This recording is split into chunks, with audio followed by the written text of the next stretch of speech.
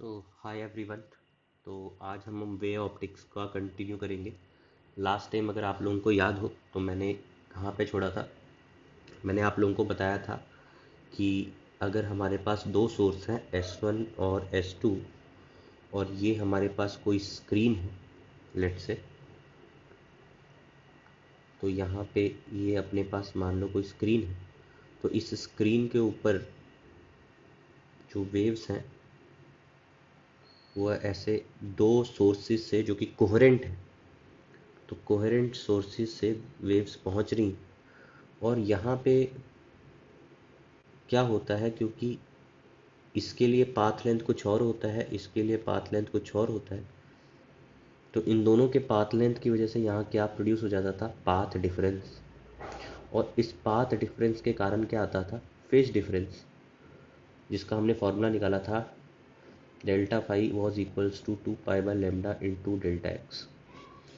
तो path difference की वजह से आता था फेज डिफरेंस, और फेज डिफरेंस के कारण क्या आता था, एम्पलीट्यूड में चेंज। तो एम्पलीट्यूड चेंज करता था रिजल्टेंट वेव का।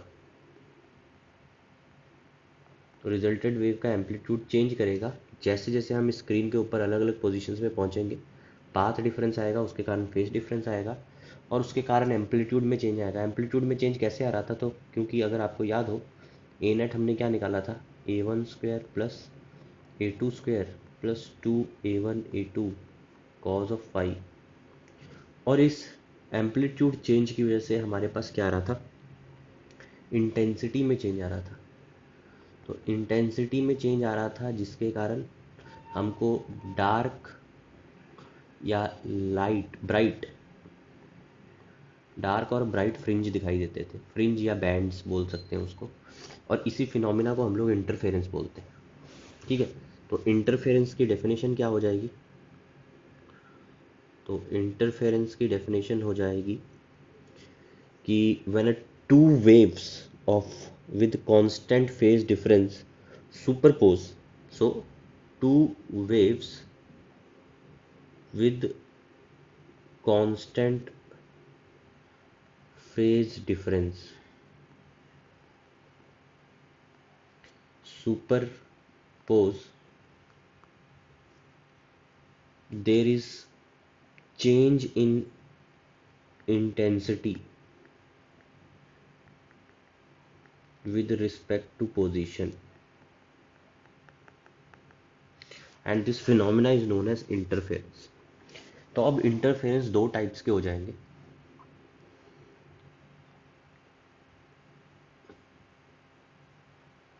इंटरफेरेंस दो टाइप्स के हो जाएंगे, एक तो हमारे पास हो जाएगा कंस्ट्रक्टिव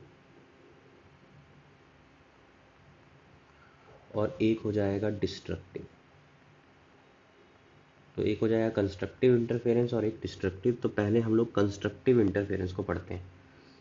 तो अगर मैं कंस्ट्रक्टिव इंटरफेरेंस को पढ़ूं,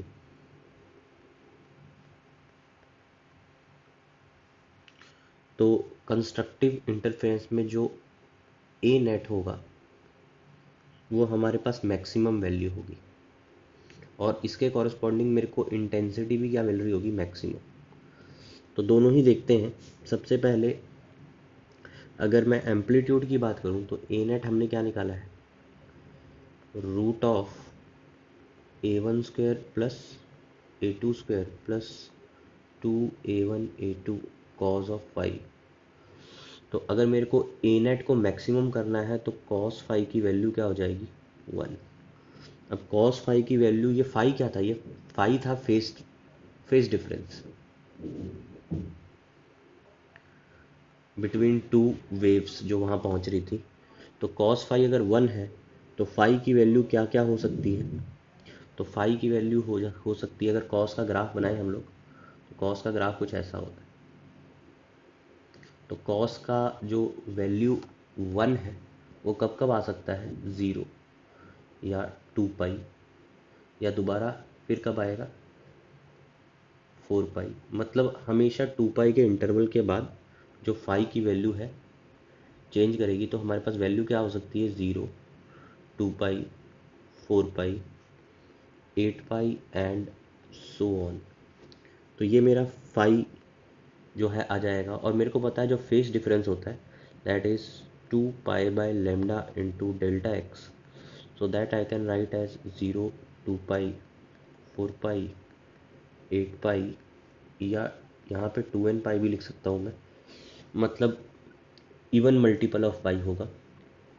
ठीक है, तो 2n पाई, और फिर यहाँ से 2 पाई कैंसिल आउट कर देंगे,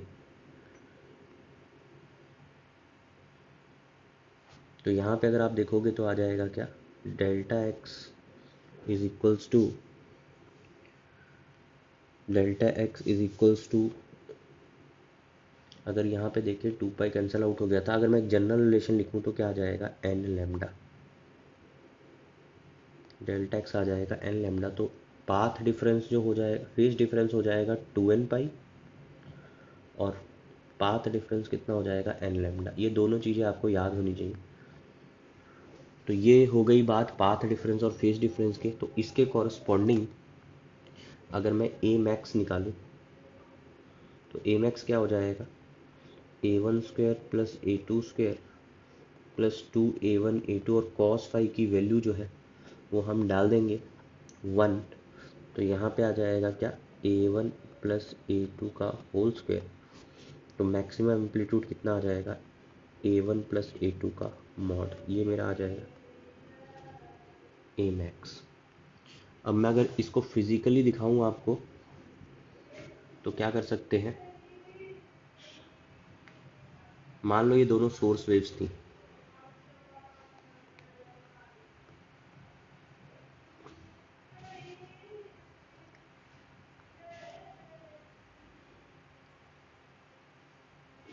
ठीक है, ये फर्स्ट वेव थी और इसका एम्पलीट्यूड जो था वो था a1, और ये मेरी सेकंड वेव हो गई जिसका एम्पलीट्यूड क्या है, a2। तो जो रिजल्टेंट वेव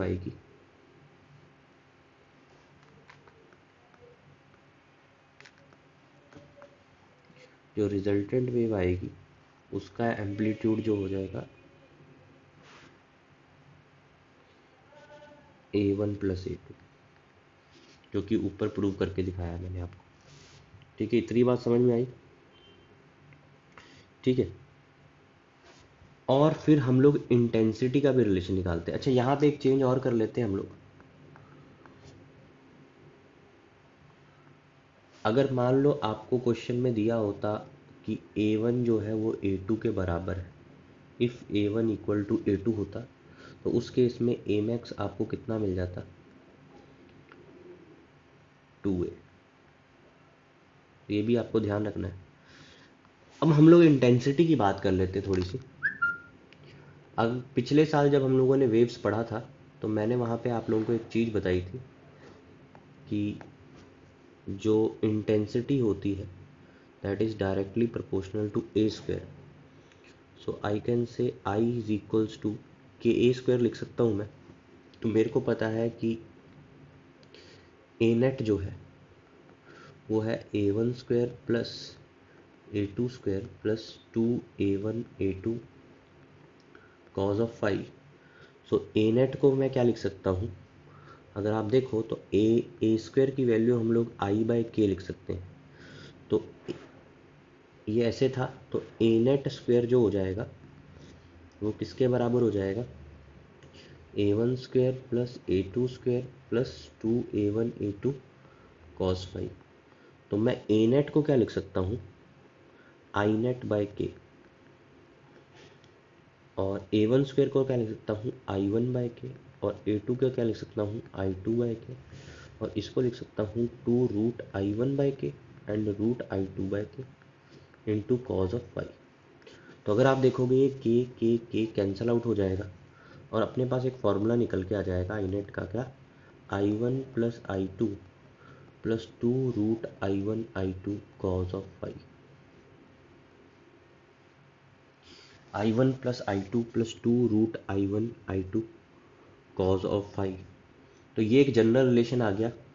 तो अगर आप देख रहे हो फाई चेंज होगा तो डेल्टा एक्स चेंज होगा तो डेल्टा फाई चेंज होगा, और डेल्टा फाई चेंज होगा तो आप देख रहे हो इस रिलेशन से इंटेंसिटी भी चेंज होगी, और मेरे को कहीं पे हाई इंटेंसिटी दिखाई देगी यार, कहीं पे लो। तो जहाँ इंटेंसिटी हाई होगी वहाँ पे ब्राइट बैंड दिखाई देगा, और जहाँ इंटेंसिटी लो होगी वहाँ पे डार्क बैंड दिखाई देगा। तो यहाँ पे अगर हम इधर बात करें तो कंस्ट्रक्टिव इंटरफेरेंस में देखो क्या होगा, कॉस फाई की वैल्यू कितनी है हमारे पास 1, और उस टाइम पे इंटेंसिटी हमको मैक्सिमम मिलेगी। तो इंटेंसिटी मैक्सिमम मिलेगी तो कितनी मिलेगी, I1 plus I2 plus 2 root I1 I2, cos phi की वैल्यू 1 हो जाएगी।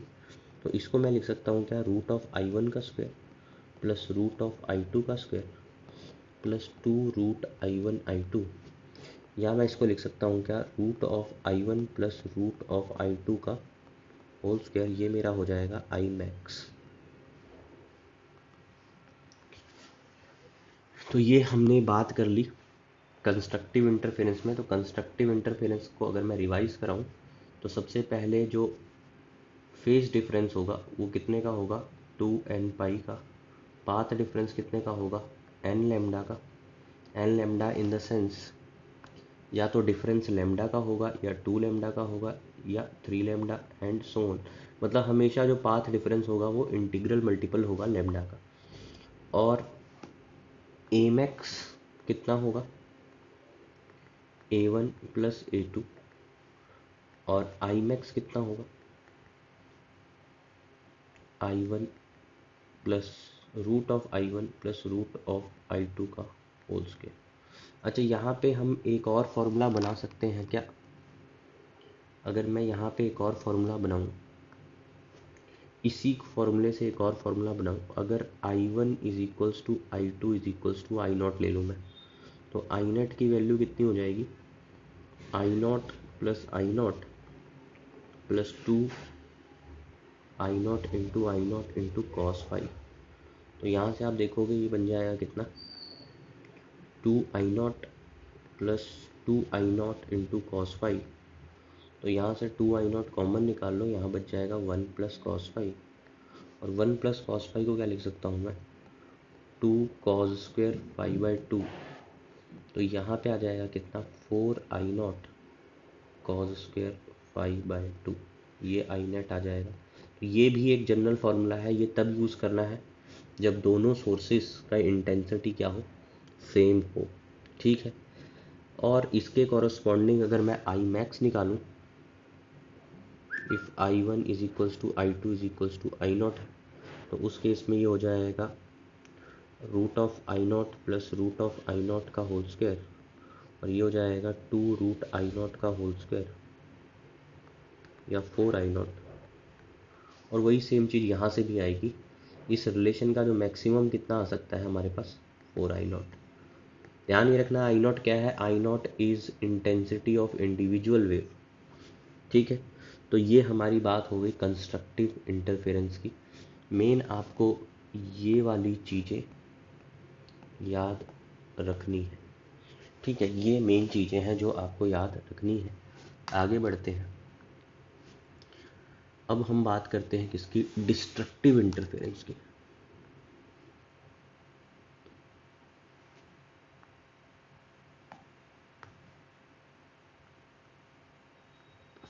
तो डिस्ट्रक्टिव इंटरफेरेंस, ठीक है। तो डिस्ट्रक्टिव इंटरफेरेंस में देखिए क्या होगा, डिस्ट्रक्टिव इंटरफेरेंस में हमारे को एम्पलीट्यूड मिनिमम मिलेगा, और इंटेंसिटी भी क्या मिलेगी, मिनिमम। तो ए नेट का फॉर्मूला हम लोगों ने क्या निकाला था, ए नेट का फॉर्मूला हम लोगों ने निकाला था A1 square plus A2 square plus 2A1 A2 cos phi का रूट। तो अगर मेरे को एम्पलीट्यूड मिनिमम चाहिए तो कॉस फाई की जो वैल्यू होनी चाहिए वो क्या होनी चाहिए, -1। कॉस फाई की वैल्यू -1 कब होती है, तो वो हम ग्राफ से देखते हैं। तो ये ग्राफ बना लिया मैंने। तो कॉस फाई की जो मिनिमम वैल्यू आपको मिलेगी वो कहाँ मिलेगी, एक तो मेरे को मिलेगी पाई पे, और फिर मिलेगी 3 पाई पे, और फिर अगेन 5 पाई पे। तो हमेशा 2 पाई के इंटरवल पे जो है हमको फाई कॉस फाई की वैल्यू -1 मिलेगी। तो फाई की वैल्यू क्या क्या हो सकती है, तो फाई की वैल्यू अगर मैं निकालूं तो फाई की वैल्यू हो सकती है पाई, 3 पाई, 5 पाई, या आप ले सकते हो क्या 2n-1 पाई। याद रखना है n शुरू होगा 1 से, ठीक है। तो n की वैल्यू 1 डाल के देखो, पाई, 3 पाई, 5 पाई सब मिलने लग जाएगा, ठीक है। तो अब आप यहाँ पे अगर आप देखो तो आप यहाँ से निकाल सकते हो, फाई की वैल्यू आ गई। तो अब आप, मेरे को पता है फाई होगा 2 पाई/λ इंटू डेल्टा एक्स, और ये बराबर होना चाहिए किसके, 2n-1 पाई के। तो पाई से पाई कैंसिल आउट हो जाएगा, तो डेल्टा एक्स की वैल्यू कितनी आ जाएगी, 2n-1 λ/2, ठीक है। तो अगर n रख के देखें तो डेल्टा एक्स क्या क्या आ सकता है, n1 रखोगे तो λ/2 आएगा, n2 रखोगे तो 3λ/2 आएगा, या 5λ/2 आएगा, एंड सो ऑन। या हमेशा 0.5 का मल्टीपल होगा, 1.5λ, 2.5λ एंड सो ऑन। तो ये तो हमने पाथ डिफरेंस की बात कर दी और फेज डिफरेंस की बात कर दी। तो अब मिनिमम एम्पलीट्यूड कितना हो जाएगा, ए मिनिमम हो जाएगा √ऑफ a1² + a2², और cos फाई -1 हो चुका है तो -2a1 a2, और that would be equal to a1 - a2 का होल स्क्वायर, और I can say that would be equal to root नहीं,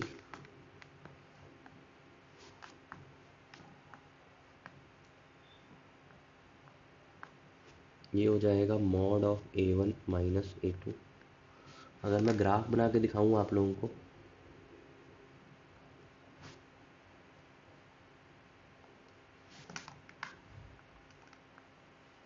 तो अगर मान लो आपके पास ये इंडिविजुअल वेव्स थी, इसका एम्पलीट्यूड a1 था,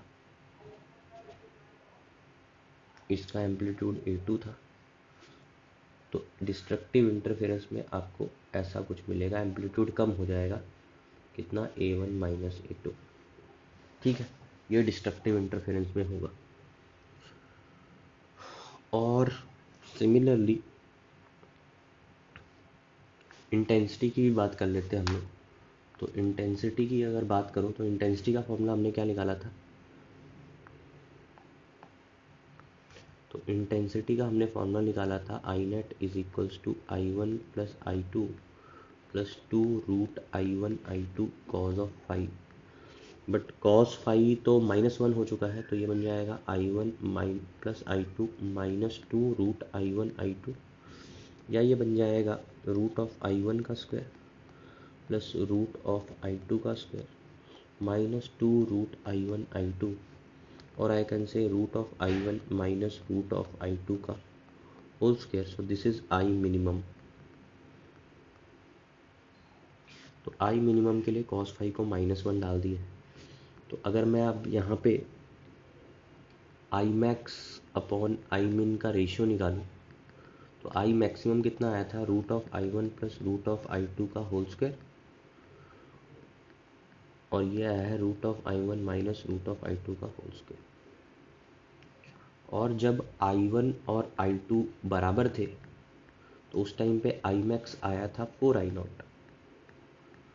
I मिनिमम कितना आएगा, तो I मिनिमम निकालने के लिए आप अगेन फार्मूला लगा सकते हो, I0 और I0 बराबर हो जाएंगे, तो √ऑफ I0 - √ऑफ I2 का होल स्क्वायर, उस केस में 0 आ जाएगा। तो I मिनिमम कितना हो जाएगा, 0। मतलब होगा क्या, कहीं पे आपको जहाँ पे मैक्सिमम एम्पलीट्यूड इंटेंसिटी होगी वहाँ पे आपको ब्राइट बैंड दिखाई देगा, और जहाँ पे मिनिमम होगा 0 होगा वहाँ पे डार्क बैंड दिखाई देगा, और बीच में ग्रेजुअली जो है आपको इंटेंसिटी चेंज होती हुई दिखाई देगी। इतनी बात समझ में आ गई। अब कई बार आपसे इंटेंसिटी पैटर्न पूछ लेगा, जब दोनों जो वेव्स हैं उनका इंटेंसिटी अगर आप सेम ले रहे हो, तो उस केस में हमने इंटेंसिटी का जो फॉर्मूला देखा है वो कैसा देखा है, 4I0 cos स्क्वायर फाई/2, ऊपर डिराइव करवाया है ये फार्मूला। तो अगर मैं इस इंटेंसिटी पैटर्न को बनाऊं तो आप लोगों को ऑलरेडी बताया हुआ है पहले भी, ये अगर कॉस का ग्राफ होता है तो कॉस स्क्वायर का ग्राफ कुछ ऐसा होता है, ठीक है। तो इसका अगर मैं ग्राफ बनाऊं तो इसका ग्राफ देखो ऐसे बनेगा।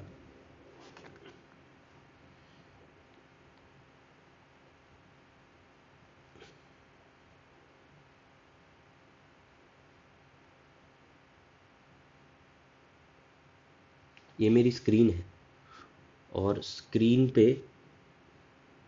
जहां जहां पीक दिखाई दे रहा है वहां पे इंटेंसिटी 4I0 दिखाई देगी।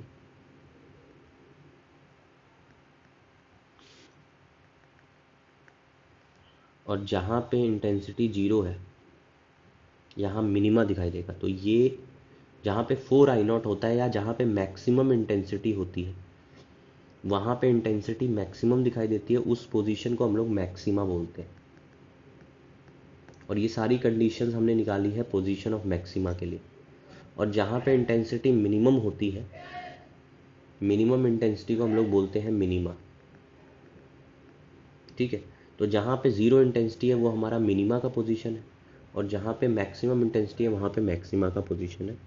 तो यहाँ पे अगर मैं मार्किंग करूँ तो यहाँ पे मेरे को ब्राइट बैंड दिखाई देगा, इधर मेरे को डार्क दिखाई देगा, अगेन यहाँ पे ब्राइट दिखाई देगा इस पोजीशन पे, यहाँ डार्क दिखाई देगा, यहाँ पे फिर से ब्राइट दिखाई देगा। तो ऐसे दोनों तरफ हमको ब्राइट और डार्क बैंड दिखाई देंगे। अगर मैं यहाँ पे एंगल्स मार्क करूँ तो ये हमारा ज़ीरो वाला पोजीशन है, और यहाँ पे हमारी पोजीशन होगी पाई, और यहाँ पे होगी 2 पाई, यहाँ पे होगी 3 पाई, यहाँ पे होगी 4 पाई।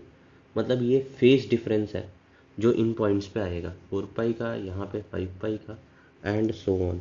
पाई क्या था? पाई फेज डिफरेंस था ना।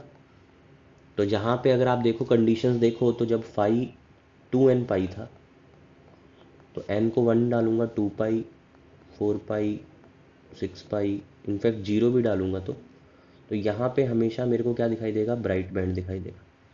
और जहाँ पे 2n-1 पाई था वहाँ पे अगर वैल्यूज़ डालोगे तो आपको पाई दिखाई देगा, 3 पाई दिखाई देगा, 5 पाई। तो जहाँ पे पाई, 3 पाई, 5 पाई है वहाँ पे आपको डार्क बैंड दिखाई देगा, और बाकी जगह आपको वहाँ बाकी जगह आपको डार्क बैंड दिखाई देगा, है ना। तो ये आपका इंटेंसिटी का पैटर्न जो है जो स्क्रीन पे आपको दिखाई देगा। तो ये कॉन्सेप्ट हो गया आपका इंटरफेरेंस का। तो नेक्स्ट क्लास में हम लोग इसके ऊपर कुछ क्वेश्चंस करेंगे। तो अभी के लिए कॉन्सेप्ट ख़त्म करते हैं और फिर नेक्स्ट क्लास में हम क्वेश्चंस के साथ मिलेंगे। टिल देन थैंक यू, और नेक्स्ट क्लास में मिलते हैं। Thank you.